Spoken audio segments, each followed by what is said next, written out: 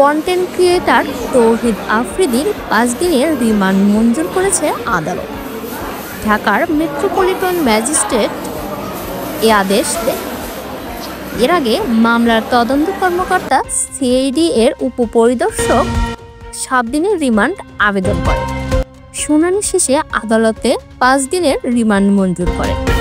তৌহিদ আফ্রিদিকে রোববার রাত বরিশাল থেকে গ্রেপ্তার করেন সিআইডি। একই মামলায় তার বাবা মাই টিভি চেয়ারম্যান নাসির উদ্দিন আগেই 5 দিনের রিমান্ডে ছিলেন। মামলার অভিযোগে বলা হয়, গত বছরের 5ই আগস্ট রাজধানীর যাত্রাবাড়িতে শিশু আন্দোলনকারী আসাদুল হক বাবুকে গুলি করে হত্যা করা হয়। এরপর নিহতের বাবা বাদী হয়ে 25 জনকে আসামি করে হত্যা মামলা দায়ের করেন। এ মামলায় তৌহিদ আফ্রিদি ও তার বাবাকে আসামি করা হয়েছে।